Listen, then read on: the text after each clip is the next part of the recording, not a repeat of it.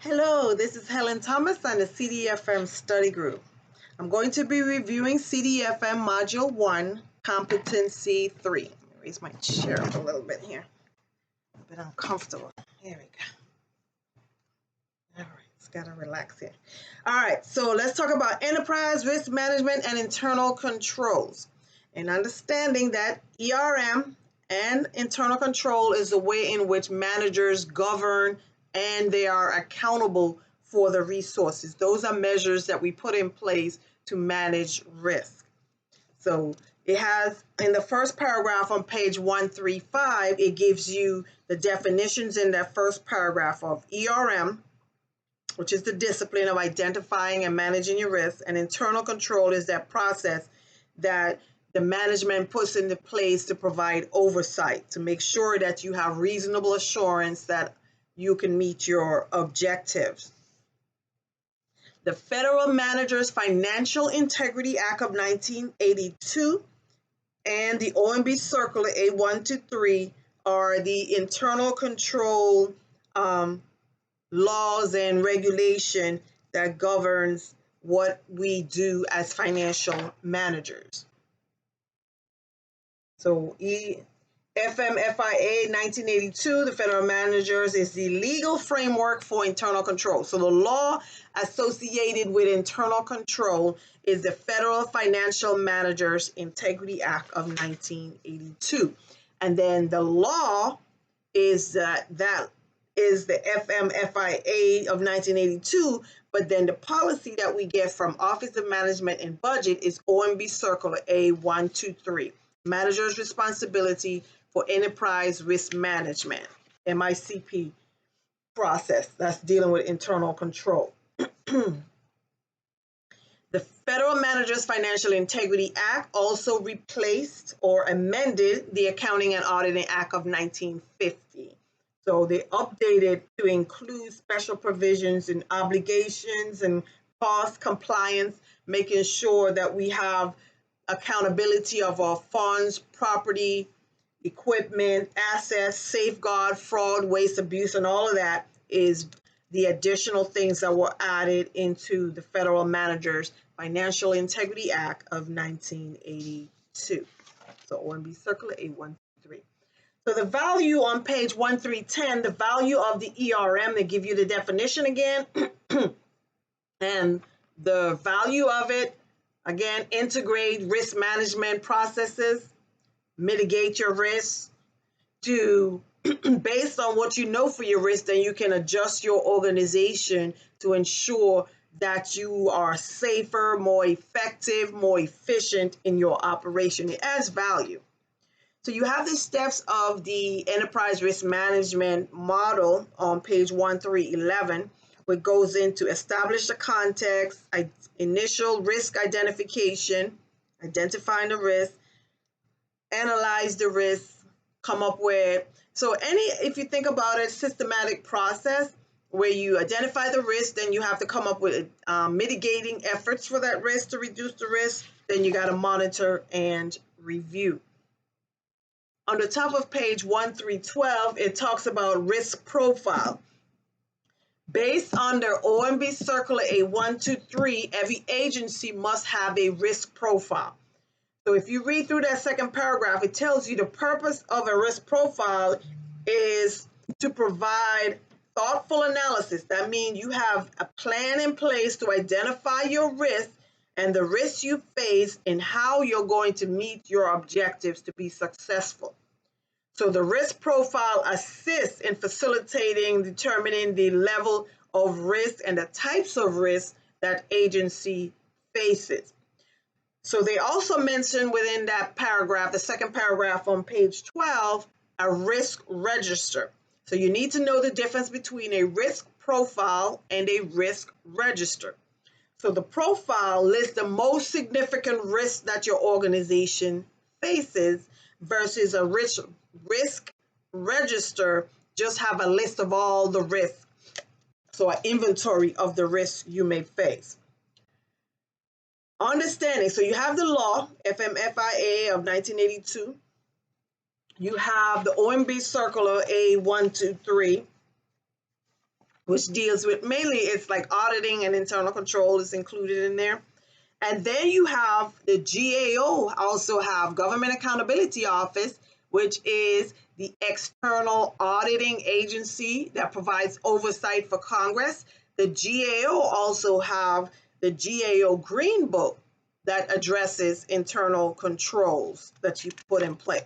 So those are different regulations, different levels, key individuals, and different aspects of policies that we can go to find information on auditing and internal control.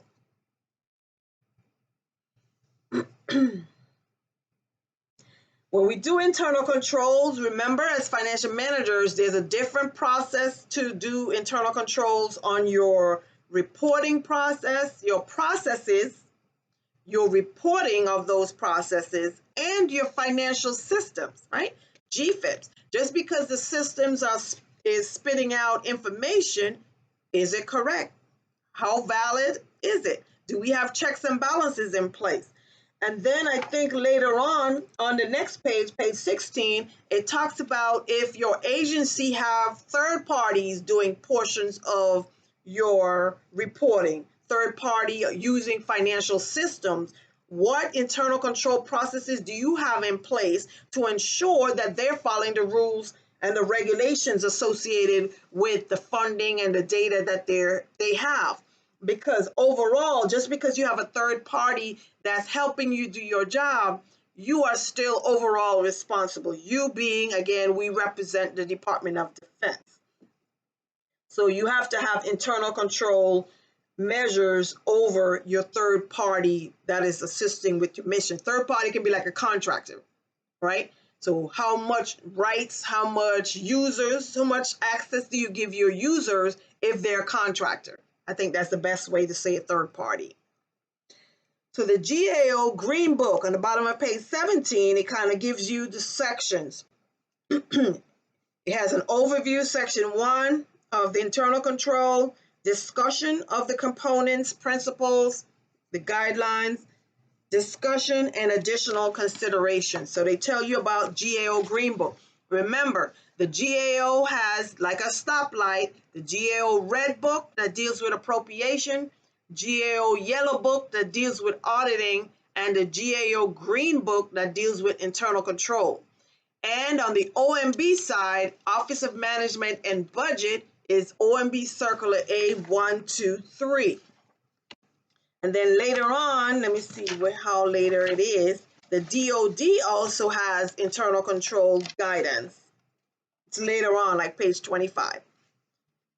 So within the GAO Green Book, there are 5 standards of internal control: control environment, risk assessment, control activities, information and communication, and monitoring. So those are the 5 GAO standards for internal control. There are 17 control principles, and those principles are aligned under those 5 standards. What does that look like? If you go to page 20, 21, you'll see control environment. They give you 5 of them: oversight body, oversee the internal control system, demonstrate commitment, recruit. So those are the first 5 principles. The next 4 is on the risk assessment. So make sure you read through and see which one is associated with each. Control activity, the different separation of duty, things that you put in the measure. Information and communication, sharing that information with everybody in your organization. And monitoring, consistently doing your reviews to ensure that people are following the internal control measures. So assessing and improving internal control. So your agency must consistently, continuously do your monitoring and assessing. Again, if you don't monitor, chances are people are going to start slacking. So when you identify deficiencies, let's say you do your internal control and you identify deficiencies, there are various categories and reporting requirements for internal control deficiencies. So based on OMB Circular A123, The agency must identify deficiencies in their internal control processes. So it's either a control deficiency or a significant deficiency. Let's see. Control deficiency exists when the design, implementation, whatever it is that you have in place to perform your job, to achieve the job, does not. So whatever you're doing, your normal daily operation does not allow management or personnel in the normal course of performing their job to achieve control objective. So that means it's an internal process that we may need to change our process, because doing it the way the SOP says, we're not able to meet the objective. Control deficiency. A significant deficiency is a deficiency or a combination of deficiencies that is less severe than a material weakness. Material weakness, you kind of think that is more big picture. It affects more than just your organization. Significant deficiency, yet important enough to merit attention by those. Significant deficiencies are also reported internally within the organization and not externally, and progress against corrective action plan must be periodically assessed. So it's significant enough that we need to pay attention to it in a particular area, but it's internal.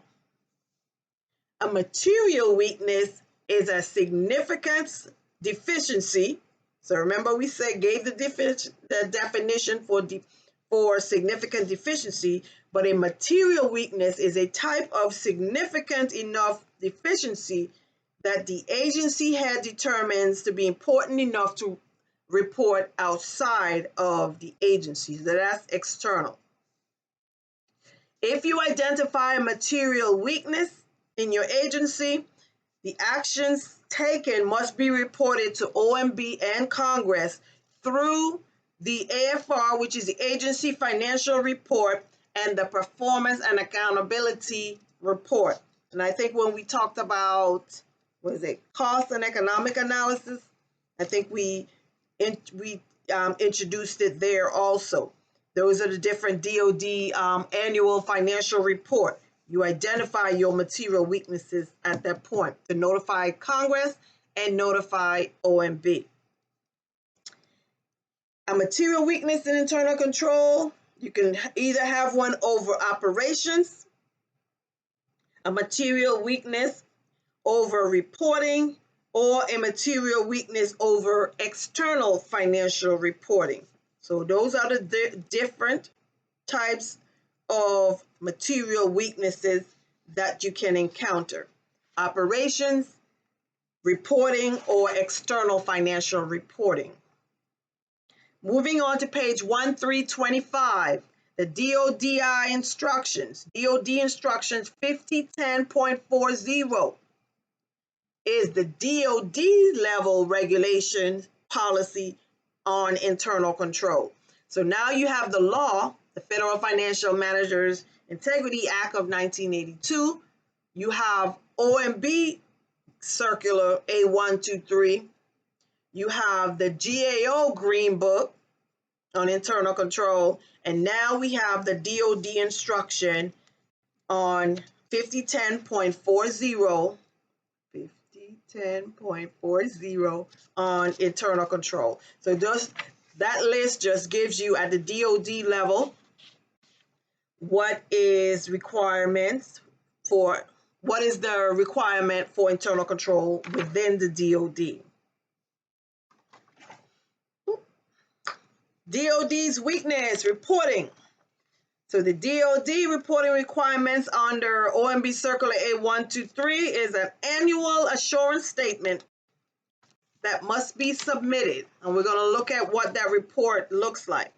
Reporting pursuant to integration of enterprise risk management.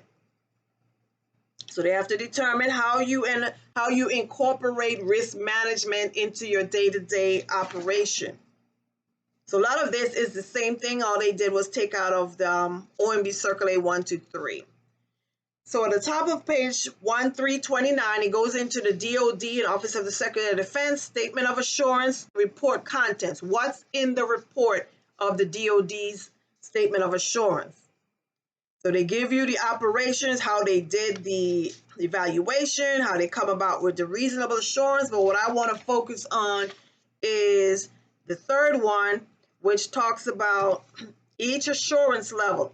It's either unmodified statement of assurance, a modified statement of assurance, or a statement of no assurance.